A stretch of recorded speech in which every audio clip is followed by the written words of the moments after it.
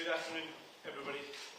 I have, as you can imagine, done a lot of thinking over the last few days, and I am clear that I have to do what's right for my country, Scotland.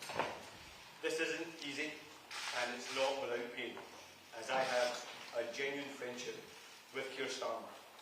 But my first priority and my first loyalty is to my country, Scotland. And I am not willing to sacrifice Scotland's NHS, our schools, our communities, our towns, cities, villages and islands to a third decade of an SNP government. That's why the distraction needs to end and the leadership in Downing Street has to change. It is so obvious that we desperately need change in Scotland. And in 3 months' time, the opportunity to get rid of a failing SNP government is one that is too important to be missed. We cannot allow the failures at the heart of Downing Street to mean the failures continue here in Scotland. Because the election in May is not without consequence for the lives of Scots. We have an NHS crisis where too many Scots can't access the treatment they need and when they need it. We have a housing emergency with more than 10,000 Scottish children homeless right now. And we have too many young people not feeling safe at school or on our streets or missing out on the opportunities they deserve.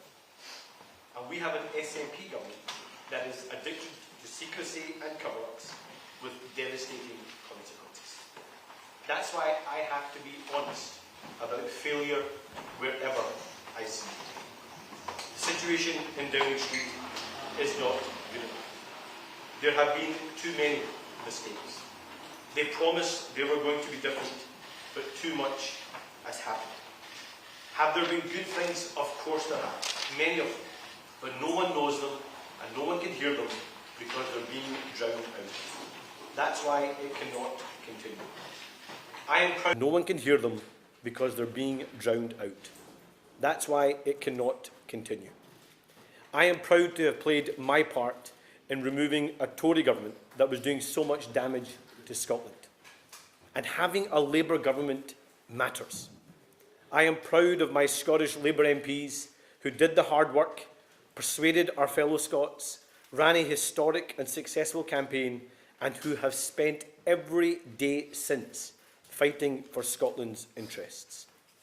I'm proud of these Scottish Labour ministers serving at every level of government, delivering for Scotland. I want them to stay in government because I said right at the start that my first priority and my first loyalty is to my country, Scotland. That's why they must continue to defend and protect Scotland's interests. Keir Starmer is a decent man, and it is no secret that I have always got on well with him, and he has dedicated his life to public service. I have also dedicated myself to public service, and I need to decide what I'm willing to accept and what I'm willing to tolerate. The people of this great country, Scotland, are crying out for competent government, for transparency, for honesty, and for delivery. They want to see politics that is open and accountable. They want to see leaders who put the national interest before themselves. That is the standard I will always apply. In 3 months, we have an election that must be about one thing and one thing only: Scotland.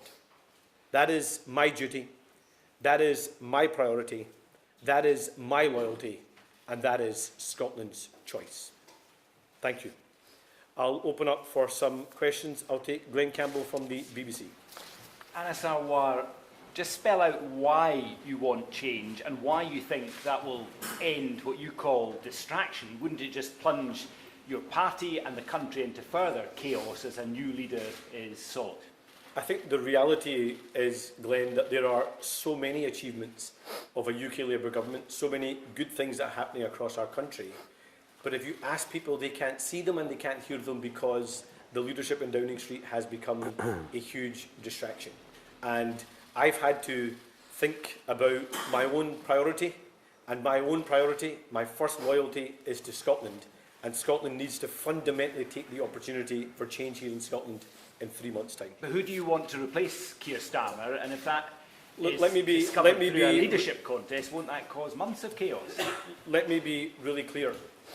I am not supporting or backing any alternative or any candidate. This is not about MPs versus MSPs. This is about what is right for Scotland. And it is for the UK Cabinet, it is for Downing Street, it is for the UK Labour Party to decide any process, any timeline and what comes next. Colin Mackay from STB. You told me on Thursday you thought that Keir Starmer would still be Prime Minister come the election in May. What's changed since Thursday? Well, what I said to you, Colin, was that yes, he could, but we needed answers. And I think, to be honest, the answers and the issues are much broader now. There have been too many incidences where the wrong judgment calls have been made. There have been too many mistakes, and that is distracting from the vital work of government, and it's also distracting from the big choice that people in Scotland have to make in 3 months' time, and that's why I think it needs to change in Downing Street. Have you told the Prime Minister about this statement before making it? Yes, I spoke to the Prime Minister earlier today, and I think it's safe to say that he and I disagreed. Conor Gillies from Sky. Anas Sarwar, one of your own Scottish Labour MPs, is reacting to what you're saying here, calling it idiotic, immature, incoherent and self-defeating. It's playing right into your opponent's hands, according to that senior figure. Have you done this to blame the Prime Minister if you fail to become First Minister in May? And second of all, if you don't mind, last year you called Peter Mandelson an old friend when it was public knowledge that he had links with Jeffrey Epstein. How do we take you seriously on cleaning up politics when one of your own Scottish Labour MSPs is best friends with a convicted paedophile? Well, let me first say that the approach of briefings I have always called out. And that's why I'm not taking the approach of briefing, I'm not taking the approach of talking to journalists in private. I'm being upfront and honest about my view and my first priority and my first loyalty being to Scotland, and that's why I'm doing what I believe is best for Scotland. And let me also be clear that Peter Mandelson is not someone or something I want to be associated with. I met him in his capacity as the ambassador ambassador to the US because that was the right thing to do in Scotland's interest. But should he have been appointed the ambassador? No. Should he be a member of the Labour Party? No. Should he have a seat in the House of Lords? He shouldn't, and it's right now that he is investigated by the police. Peter Smith from ITV. Who else did you speak to about delivering this speech today? Who knew that this was coming? Look, I've obviously spoken to those in my own team. I have had many conversations with many figures across the UK Labour family, both in government and out. And I've been really honest with them about my view, the situation we're in, how I believe this is intolerable, and that I am going to do what I think is right for my country, Scotland. I could have chose to stay quiet, to keep the head below the parapet and just carry on as if everything was fine for the next 3 months. But my first loyalty and my first priority is to Scotland. And Scotland so desperately needs a different kind of government in Scotland. I mean, you think about some of the things I've been speaking about in the last few weeks. We have had the most intolerable cover-up at the Queen Elizabeth University Hospital, where lives were lost, families were lied to, staff were gaslit. Do we really want to sacrifice Scotland's NHS to a third decade of the SNP? We have children that are feeling unsafe in the classroom or on the streets because of knife crime or the challenge of mobile phones and social media. Do we want a government that's going to stand up on those issues and fight young people's corner? Do we want to sacrifice another generation to SNP government? No. I'm not willing to sacrifice Scotland and Scotland's services and Scotland's towns, cities, villages and islands to a third decade of SNP government. So I am going to do what's right by my country, Scotland. Did you speak to either West Streeting or Andy Burnham before giving this speech, and would you expect others to also come forward and repeat your message? Well, I've spoken to many figures both in and out of the Cabinet. It is for them to decide their own view and what they choose to do or not do. I'm making my own decision based upon my own view, being my own man. and I'm going to put, With others, though? not at all, and it's for others to do their own decisions and make their own minds out about what they feel is tolerable. This isn't good enough, it needs to change, and I'm going to do what's right by my country, Scotland. Catherine from Channel 4. Is your position anyone is better than Keir Starmer? And secondly, are you comfortable being the public face that pulls the trigger on a Prime Minister when some of your colleagues, including the Welsh First Minister, already appears to be rolling back on this? Well, first of all, as I said, I'm going to do what I think is right by my country, Scotland. This is not a coordination. I'm not speaking to others about what they do or don't do. That is for other people to decide. Ultimately, it's for those in number 10, those around the cabinet table, and those in the UK Labour Party to decide what happens next, the process, the timeline, or who comes next.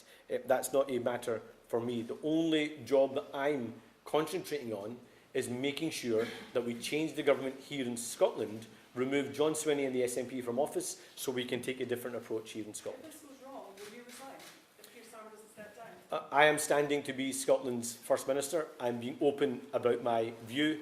I could choose to keep my view a secret. I could choose to brief in private. That's not the approach I take. I'm doing what I think is right. I'm doing what I believe is my first priority and first loyalty to my country, Scotland, and I'm being my own man, making my own decisions. It's for other people to decide their own view. I'll take Paul from the Daily Record. You've always had a good relationship with the Prime Minister, so how did he respond when you told him what you're going to do today? And is it possible for you to win the election if he stays in post? Well, let me first of all say, there is probably no one in Scottish politics that's had a better relationship with Keir Starmer or a closer friendship with Keir Starmer than I have. He is someone that I have campaigned alongside, worked alongside for the last 5 years in my role as leader, someone that I campaigned ferociously for to make sure we could get rid of a Tory government, and someone who I have supported in the last 18 months. So does this cause me personal hurt and pain? Of course it does. This man is someone that I regard as a friend and who I have a certain level of loyalty to. But my first priority and my first loyalty has to be to my country, Scotland. And that's the decision I have made. In terms of the election on the 7th of May, the two candidates for First Minister are me and John Swinney. And that's the choice people have in Scotland. A third decade of the SNP with all the failure that we have seen, or a First Minister that's going to put Scotland first, Scotland's towns, cities and villages first, and Scotland's NHS and public services first. That's the platform I'll be standing on, and that's what I hope to persuade people of over the next 3 months. Mark from the Sun. Oh, sorry, Mark, didn't see you there. Going back to what you just said about your knowledge of Peter Mandelson, you described him in that tweet as your old friend. So it's not like you just met him on that one occasion as an ambassador. So how long have you known Peter Mandelson? How long have you known about his links to Jeffrey Epstein? And why didn't you demur when you were asked to meet him on the steps? And to go back to the other question, if Keir Starmer stays, will you go? So I have known Peter since around 2021. I obviously spoke to him in Washington when I was there to defend and protect Scotland's interests, partly through Tartan Week, partly through the negotiations at the US-UK trade deal and all the importance that has for our country. I didn't appoint him US ambassador, he was appointed as US ambassador, and it was right that I had those conversations with him to protect Scotland's interests. But is that someone that I want to be associated with? No. He has betrayed this country, he has betrayed the party he was once a member of, and he has betrayed the public in terms of his actions and his relationship with Jeffrey Epstein. And to the other point you make, it is now for others to decide any process, any timeline, and who the next Prime Minister may be. I'm going to spend all my time concentrating on removing John Swinney, changing the government here in Scotland, and making sure we deliver the new direction Scotland needs. Thank you all so much. If people decide he should stay, will you go? Well, that's for them to decide. I'm only answerable to one group of people. That's the people of Scotland. That's who I serve. That's who I stand for. That's who I'm campaigning for, and that's the people I want to deliver for. I only have one relationship and one loyalty that matters most to me, and that's to Scotland. Thank you.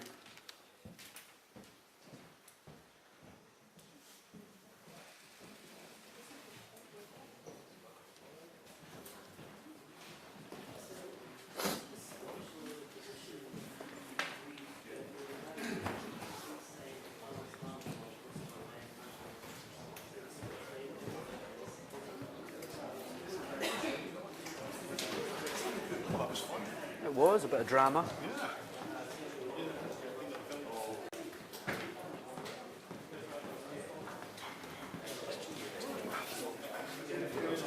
Will the PM actually listen to me? Sorry? Will the PM actually listen to me? Oh, no. That's what I was wanting to ask him. Well, he said that. He said that we're different. In an agreement, in our view on it. Yeah.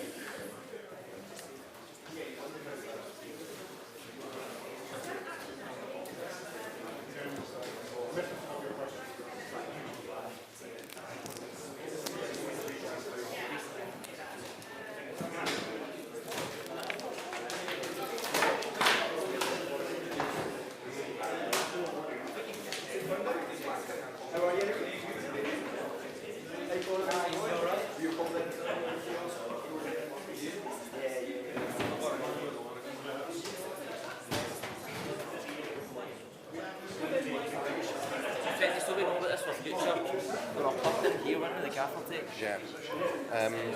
Was your audio okay? Were you off that? Yeah. Right. Who are you talking about today? Why?